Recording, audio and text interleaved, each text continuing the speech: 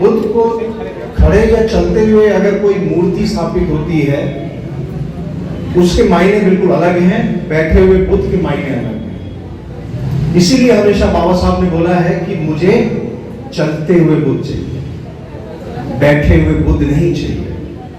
उसके अर्थ ये हैं कि चलत भिक्खुवे चारिका बहुजन हिताय बहुजन सुखाय लोक अनंत पाए, कि चलते रहना, रुकना मत, घर घर जाना, ग्रामीण क्षेत्र में जाना, हर जगह जाना, जहां जहां मौका मिले वहां पर कल्याण की बात करना, सुख की बात करना, वो ही चाहते हैं। और हमारा ये जो आज का बौद्ध समाज है, ये एक जगह प्रतिबंधित हो गया है, ये अभी ग्रामीण क्षेत्र में नहीं जा रहा। जब तक हम ग्रामीण क्षेत्र में नहीं जाएंगे और बुद्ध की विचारधारा को नहीं समझाएंगे, तब तक हमें वो प्रबुद्ध भारत की जो विचारधारा है वो हम जमीनी स्तर पे लागू नहीं कर पाएंगे। आई होप आप में से सभी लोग हिंदी समझते हैं या इंग्लिश वाले भी हैं? कोई है इंग्लिश वाला? One or two. I think you can understand in Hindi because I cannot speak for one or two person in English. मेरा इसमें टाइम भी थोड़ा ज़्यादा हो जाएगा क्योंकि समय बहुत हो रहा है। जब हम बुद्ध को पढ़ रहे हैं तो बाबा साहब ने एक ऐसा अद्भुत काम किया आप सबके लिए और मेरे लिए जो हमें नहीं मालूम है। और वो क्या काम है? भगवान बुद्ध के कितने सूत्र हैं? 84,000 सूत्र, 82,000 सूत्र तथागत बुद्ध द्वारा बोले गए, 2,000 सूत्र उपाली, धम्मनिदा और सारिपुत्र जैसे महान जो शिष्य रहे उनके द्वारा बोले गए, और 84,000 सूत्रों का बाबा साहब ने बड़ा अध्ययन किया। और जब पहली संगति हुई, दूसरी संगति हुई और उसमें विभाजन हो गया, महासांगिक बन गए, कोई थेरावादी बन गए।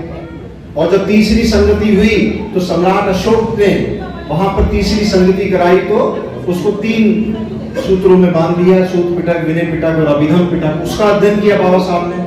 चौथी संगति का किया, 5वीं संगति का किया। और उसके बाद जो 12 स्कूल थे थेरावाद के और 8 स्कूल जो महासांगिक के थे उनका अध्ययन किया। हमारे और आपके लिए उन्होंने ये बोला कि हम सब नहीं पढ़ पाएंगे, तो उन्होंने फिर क्या किया? एक अद्भुत बुक और एक किताब आपके लिए और मेरे लिए दी। उसका नाम है बुद्ध और उनका नाम। वो किताब इंग्लिश में भी है, हिंदी में भी है, पाली में भी है। हमें कम से कम वो किताब जरूर पढ़नी चाहिए। हमारे बहुत से लोग बोलते हैं कि आदमी की मृत्यु के बाद पूर्ण जन्म हो सकता है, होता है नहीं होता है किसी को नहीं मालूम, लेकिन वो किताब ऐसी है जो व्यक्ति उसको पढ़ ले तो जिंदा रहते ही उसका पूर्ण जन्म हो जाता है और वो भगवान बुद्ध की तरफ चला जाता है। और उसके जो उसकी कायोपसान है, चाहे उसकी वेदना पसान है, चाहे उसकी चित्त पसान है, चाहे उसका धम्म पसान है, ये चारों चीजों का वो अध्ययन कर लेता है और वो धीरे धीरे जिंदा रहते रहते वो अपने आप को पूर्ण जन्म में फिर से पूर्ण स्थापित करता है।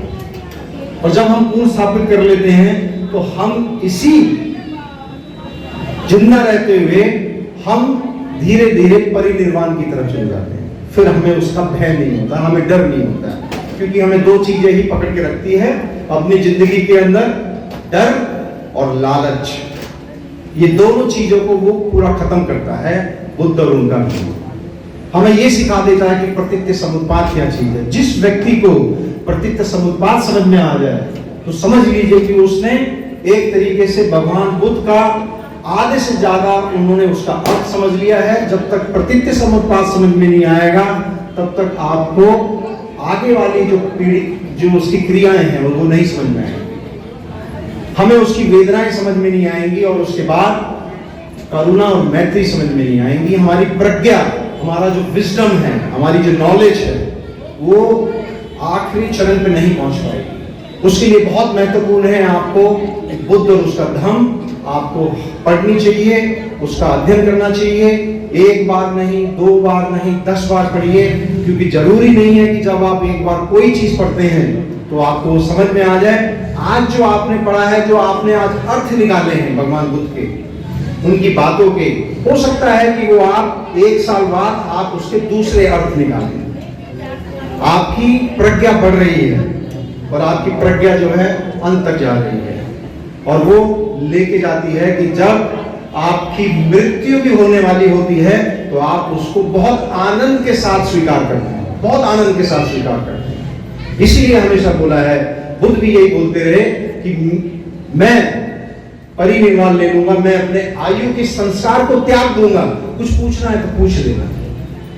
तब भी उनकी करुणा देखिए, उनकी मैत्री देखिए, वो परिनिर्वाण अवस्था में है, वो मृत्यु उनके होने वाली है, पूछ लो आनंद, कुछ पूछना चाहते हो तो कोई ऐसी बात है तो पूछ लीजिएगा। तभी उन्होंने बोला था कि अपने दीपक खुद बनना।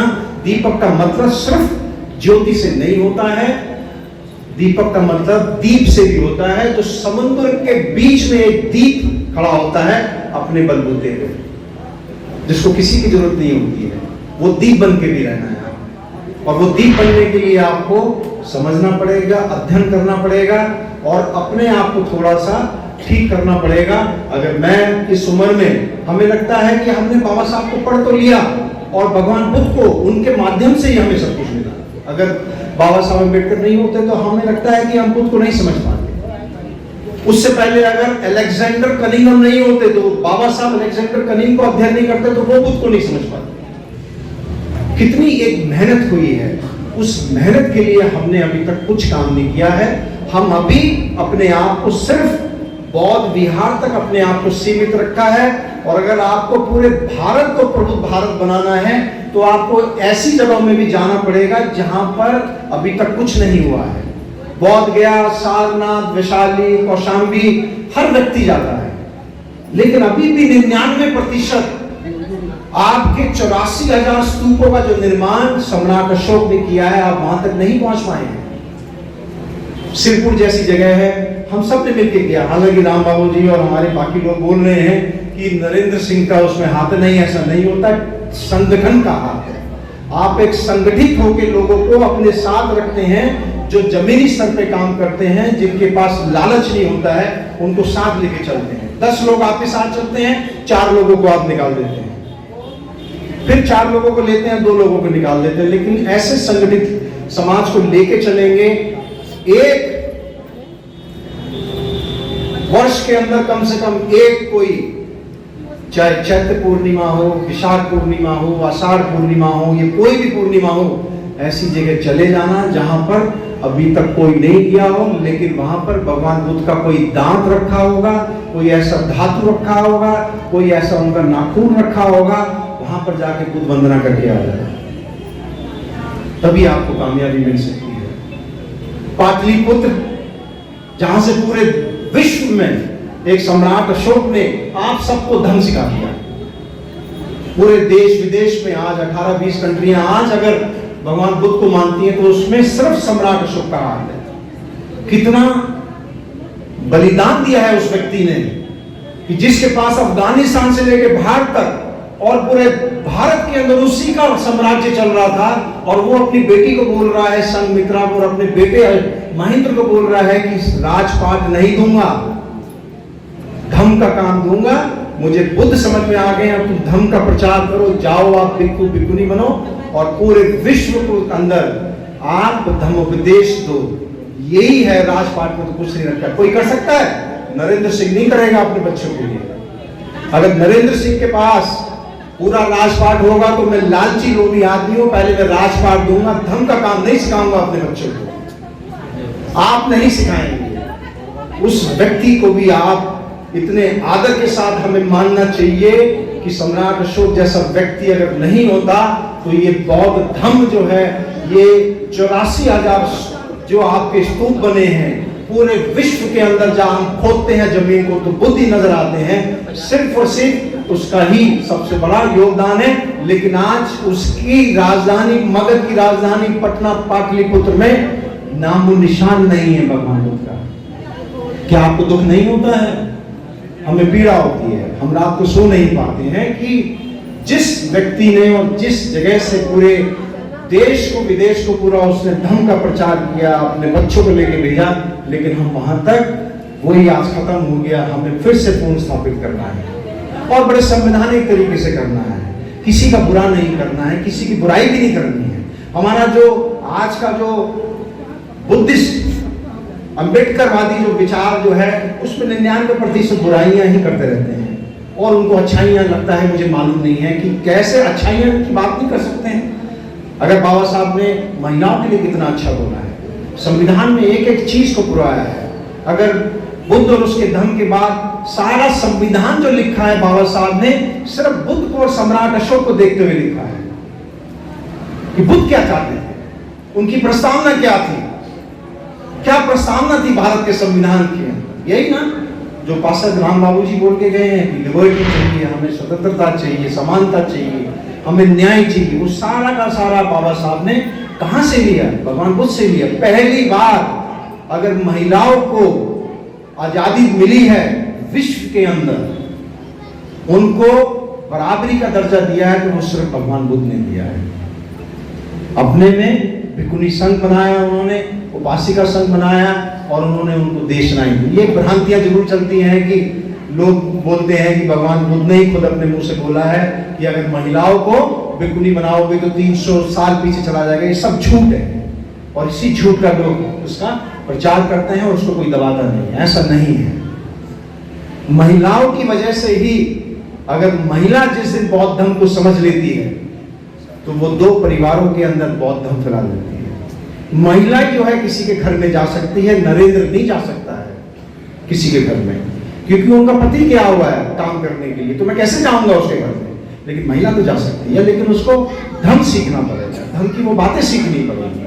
और जब तक हम धर्म की वो बातें सीख लेंगे तो कहां से सीखें? बुद्ध और उसके धर्म से सीखें। कुछ उसमें बातें ऐसी हैं जिसमें आपको आश्चर्यजनक हो सकता है कि एक आपको हो जाएगा कि ये बातें बाबा साहब ने क्यों लिखी हैं। लेकिन ये भी ध्यान रखें कि महायान और जो महासांगिक विचारधारा थी और अश्वघोष की जो बुद्ध चरित्र उन्होंने पढ़ा था, जो संस्कृत में पहली बार अनुवाद हुआ था बुद्ध और उनके धम्म का, बुद्ध चरित्र का, उससे बहुत प्रभावित हुए थे और उनका भी उन्होंने संज्ञान लेते हुए बुद्ध और उनके धम्म के अंदर ये सारी बातें डाली हैं।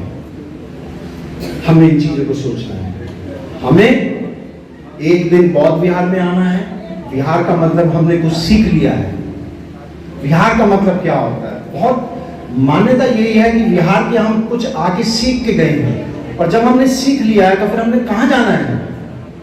लोगों के पास जाना है, लोगों से बात करनी है, लोगों के सामने प्रचार करना है कि हमारा बौद्ध धर्म ही पहला ऐसा धर्म था जिसके पास समाज को सुधारने के लिए, व्यक्ति की संस्कृति को सुधारने के लिए, व्यक्ति की राजनीति को सुधारने के लिए और अपने आप को सुधारने के लिए, अपनी प्रज्ञा और शीलों को उच्च कोटि तक ले जाने के लिए सिर्फ बौद्ध धर्म ही था और आज भी बौद्ध धर्म ही है।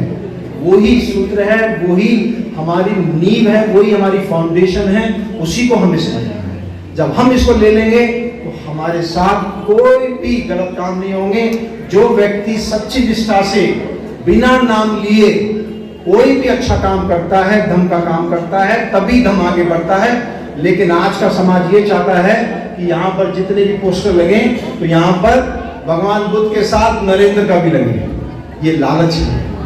देखते ना आप 14 अप्रैल और बुद्ध पूर्णिमा में जाते हैं, भगवान बुद्ध पूर्णिमा लगा रहे हैं, नीचे नरेंद्र सिंह का नाम होना चाहिए, उसका मोबाइल नंबर भी होना चाहिए और भगवान बुद्ध से जो है उनकी बड़ी फोटो होनी चाहिए नरेंद्र सिंह की। वो लालची लोभी व्यक्ति है, इसी वजह से धर्म आगे नहीं बढ़ता है। तभी तो पूछा था आनंद ने कि धर्म का उत्तराधिकारी कौन होगा, कौन संभालेगा आपके जाने के बाद? आप जाने वाले हैं, कौन संभालेगा? उन्होंने क्या अच्छी बात बोली भगवान बुद्ध ने कि उत्तराधिकारी खुद अपना धर्म होगा। धर्म ही तुम्हारा उत्तराधिकारी है, वो ही तुम्हारा धर्म और विनय के साथ लेके चलना। विनय का मतलब ये है कि आपके परिवारों के अंदर अनुशासन, डिसिप्लिन, शिष्टाचार, आचरण आपका अच्छा होना चाहिए। वही विनय को लेके चलना। हमेशा बोलते रहे हैं भगवान बुद्ध कि विनय को लेके चलना। अगर विनय है तो धर्म की वो सांसें हैं, वही सांसें हैं जिससे धर्म आगे बढ़ता है। जिस धर्म के अंदर डिसिप्लिन, अनुशासन नहीं होता है वो आगे नहीं जाता है। जिस धर्म के अंदर आचरण और शील नहीं होते हैं, चरित्र नहीं होता है, वो आगे नहीं बढ़ पाता है।